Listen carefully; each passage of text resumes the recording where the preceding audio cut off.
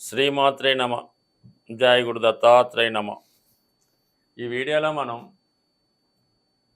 కర్కాటక రాశి వారికి జనవరి 1వ తారీఖు నుంచి మార్చి 31వ తారీఖు మధ్యలో జరగబోయే త్రైమాసిక ఫలితాలు ఏ విధంగా ఉండబోతున్నాయి, ఈ 3 నెలల్లో జాతకుడు ఏ విధంగా జాగ్రత్తలు తీసుకోవాలి అన్న విషయాన్ని ఈ వీడియోలో తెలుసుకుంటూ, మరి ముఖ్యంగా కర్కాటక రాశి వారికి ఈ 3 నెలల్లోనే, అంటే జనవరి టు మార్చి 31 మధ్యలో కొన్ని అద్భుతమైనటువంటి మార్పులు, అదృష్ట యోగాలు లాంటివి రావడం జరుగుతూ ఉంటుంది. ఇది ఇప్పుడు ఈ రాశి వారికి ఇంచుమించుగా మనకి ఈ మార్చి నెల 29వ తారీఖు వరకు అష్టమ శని ప్రభావం అన్నది జాతకుడి మీద ఎక్కువ ప్రభావాన్ని చూపడం జరుగుతూ ఉందన్నమాట. ఇక్కడ అష్టమం అంటే మనకి ఆకస్మికంగా జరిగే కొన్ని సంఘటనలు, అందులో కొన్ని అవమానాలు, అలాగే మనం చెడ్డ పేరు వచ్చే విధంగా కార్యక్రమాలు, ఏదో విధంగా దుష్ప్రచారం చేయడం, చెయ్యని తప్పుకి శిక్ష లాంటిది ఎప్పుడో జరిగిపోయినాయి ఇప్పుడు దాన్ని బయటికి తీసి మిమ్మల్ని ఇబ్బంది పెట్టే ప్రయత్నాలు, మీ యొక్క అభివృద్ధిని చూసి ఓర్వలేని వారు ఏదో విధంగా మిమ్మల్ని డిగ్రేడ్ చేయాలనే ప్రయత్నం చేస్తూ ఉంటారు.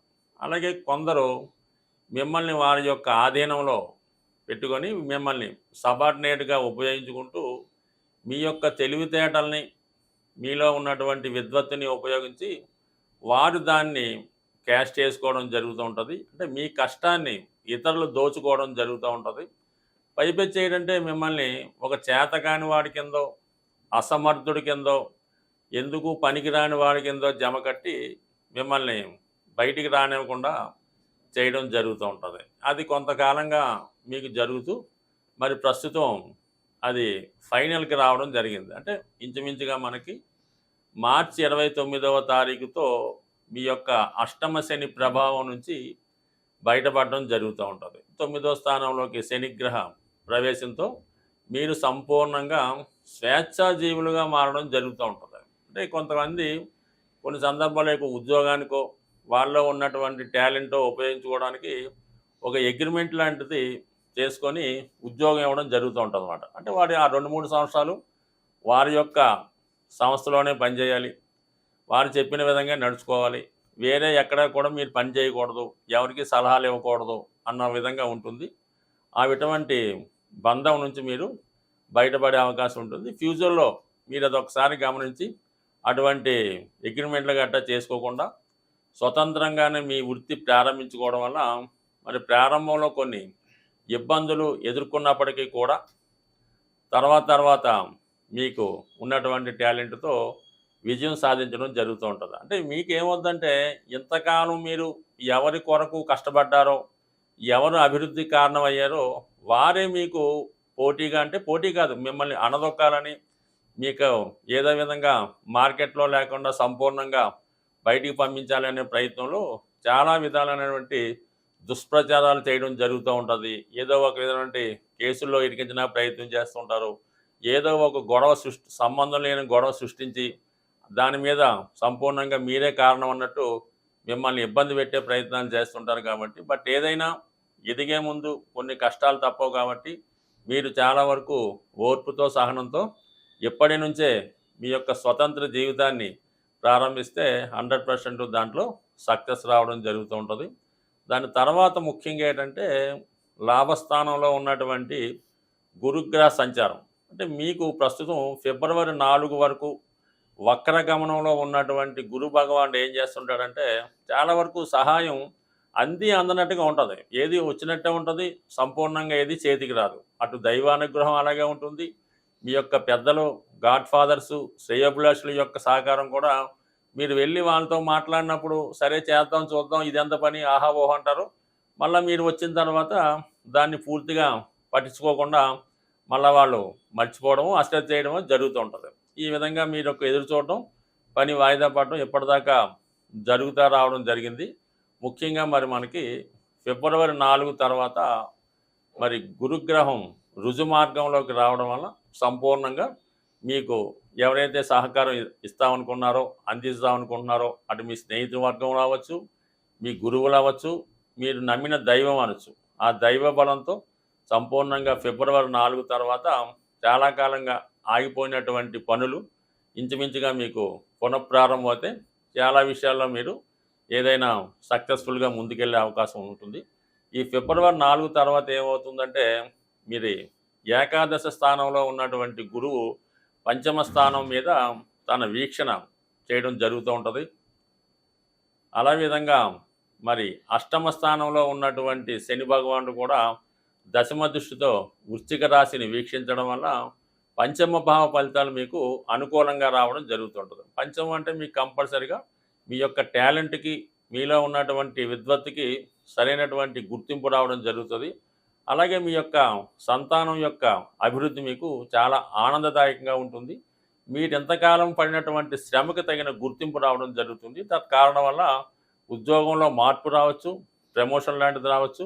అలాగే ఎవరైతే ఈ కళారంగంలో ఎక్కువగా మరి కర్కాటక రాశిలో ఉన్నటువంటి వారిలో సినిమా రంగానికి, టీవీ మీడియాకి సంబంధించిన వాళ్ళు ఎక్కువ మంది రావడం జరుగుతూ ఉంటుంది. అటువంటి వారికి మరి ఫిబ్రవరి 4 తర్వాత చాలా వరకు కొత్త అవకాశాలు రావడం, అలాగే వాళ్ళ యొక్క ఆదాయం పెరగడం, ముఖ్యంగా గుర్తింపు రావడం జరుగుతుంది. ఫలానా దానికి ఫలానా వాడు కంపల్సరీగా స్టాంప్ అన్నట్టు ఖచ్చితమైనటువంటి గుర్తింపు రావడం జరుగుతుంది. తగు విధంగా మీకు మరి పబ్లిక్లో కూడా ఒక సెలబ్రిటీ హోదా లాంటిది రావడం జరుగుతుంది. ఓవరాల్గా ఫిబ్రవరి 4 తర్వాత కొంతవరకు మంచి ఫలితాలు రావడం జరిగితే మార్చి 29 తర్వాత సంపూర్ణంగా పట్టాభిషేకం లాగా జరుగుతుంది అన్నమాట. అంత పవర్ఫుల్గా ఉంటుంది. ఇక కుజగ్రహాన్ని పరిశీలించినప్పుడు మరి ప్రస్తుతం జనవరి 21వ తారీఖు వరకు రాశి అందే కుజగ్రహ సంచారం జరుగుతూ ఉంది. ఇది ఒక విధంగా కర్కాటక రాశి వారికి కుజుడు యోగకారకుడై రాశి అందు సంచరించడంతో జాతకుడు స్వయంకృస్తోనే మరి ఎవరి సహకారం లేకుండా సమర్థవంతంగా కాన్ఫిడెన్స్తో తన పనులు చేయగలడు. అయితే అది నీచ స్థితి అవడం వల్ల ఏంటంటే జాతకుడు కొన్ని బలహీనతలకి లొంగడం జరుగుతూ ఉంటుంది. ఎవరో ఒకళ్ళ ఆధీనంలో ఉండడం, ఏదో ఒక వీక్నెస్కి లొంగిపోవడం వల్ల వారిని కాదని ఏమీ చేయలేకపోవడం, ఎవరు ఏమనుకుంటారని వచ్చినా కూడా తెలిసినా కూడా తెలియనట్టు ఉండడం, ఎవరికి పోటీగా వెళ్లకుండా, ఎవరు మనోభావాలు దెబ్బకుండా ప్రవర్తించడం జరుగుతూ ఉంటుంది. సో ఇది మనకి ఈ జనవరి 21 నుంచి కుజుడు వక్రగమనంతో మరి వ్యయభావమైనటువంటి మిథున రాశిలోకి ప్రవేశించడం జరుగుతూ ఉంది. అక్కడ ఇంచుమించుగా మనకి ఏప్రిల్ 2వ తారీఖు వరకు 12వ భావంలో సంచరిస్తున్నటువంటి కుజ భగవానుడు చాలా వరకు మీకు వృత్తిలో ఏదైనా మార్పుకు కారణం అవుతుంటాడు. అంటే దశమాధిపతి వ్యయ స్థానం వచ్చినప్పుడు వృత్తిరీత్యా దూర ప్రాంతాలు ప్రయాణం చేయడం, వృత్తిరీత్యా దూర ప్రాంతంలో కొంతకాలం స్టే చేయవలసి ఉంటుంది. అంటే టెంపరీగా కాబట్టి ఏ షూటింగ్ నిమిత్తం, ఏ వ్యాపార నిమిత్తమో, ఏ వ్యవహార నిమిత్తమో మరి జనవరి 21 తర్వాత ఏప్రిల్ 2 వరకు మరి కొన్ని రోజుల పాటు విదేశంలో నివసించడం కానీ, వేరే ప్రాంతంలో స్టే చేయడం కానీ, అప్పుడు ఏదో ఇన్వెస్ట్ చేయడమో, వ్యాపార వ్యవహారాలు చేయడమో మొత్తం మీద హ్యాపీగా గడపడం జరుగుతూ ఉంటుంది. సో ఏదేమైనా ఈ సమయంలో మీరు ఏదైనా స్థిరాస్తి కొనుక్కునే ప్రయత్నం ఏమైనా చేస్తే ఈ సమయంలో భూముల మీద, స్థిరాస్తుల మీద పెట్టుబడి పెట్టే అవకాశం ఉంటుంది. కాబట్టి ఆ యాంగిల్లో కూడా మీరు ప్రయత్నిస్తే చాలా వరకు మీకు కుజగ్రహ అనుగ్రహంతో ఈ జనవరి 21 నుంచి ఏప్రిల్ 2వ తారీఖు మధ్యలో ఈ విధమైనటువంటి అభివృద్ధి కనబడుతుంది. ఇది ముఖ్యంగా విద్యార్థులకి, లేదంటే మరి జీవనోపాధి కొరకు ఇతర దేశంగాను వెళ్దాం అనుకున్న వాళ్ళకి, అటువంటి వారు ఏం చేయాలంటే ఈ సమయంలో మీ యొక్క హోదాకి తగ్గట్టుగాను, చదువుకు తగ్గ విధంగాను ఉద్యోగ ప్రయత్నాలు చేసుకోవడం కానీ, ఉన్నత విద్య కొరకు కానీ ఇటువంటి ప్రయత్నాలు చేసుకుంటే 100% మీరు సక్సెస్ సాధించే అవకాశం ఉంది. ముఖ్యంగా ఏదైనా పోటీ పరీక్షల్లో ఉన్నవారు కానీ, ఏదైనా రేపు రాబోయే మెడికల్ ఎంట్రన్సు, ఐఐటి లాంటి గొప్ప పరీక్షల్లో ప్రవేశం కోరుదాం అనుకున్న వాళ్ళకి, ఏదో ఎగ్జామ్స్లో రాద్దాం అనుకుంటే వారి యొక్క పరీక్ష డేట్లు మీరు నిర్ణయించుకోండి.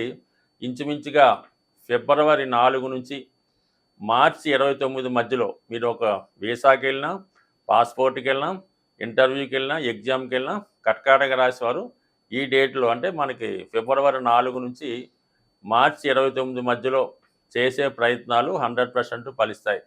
అలాగే సంతానం కొరకు ఎవరైతే పిల్లల కొరకు ఎదురు చూస్తున్నారో వారు కృత్రిమంగా వైద్యం ద్వారా సంతానం కొరకు వెళ్ళవలసిన వారు ఈ మధ్యకాలంలో మీ యొక్క వైద్యం చేసుకోవడం వల్ల ఆ సమయంలో మీకు గర్భం దాల్చడం, సంతానవతులు అవ్వడం జరిగే అవకాశం ఉంది.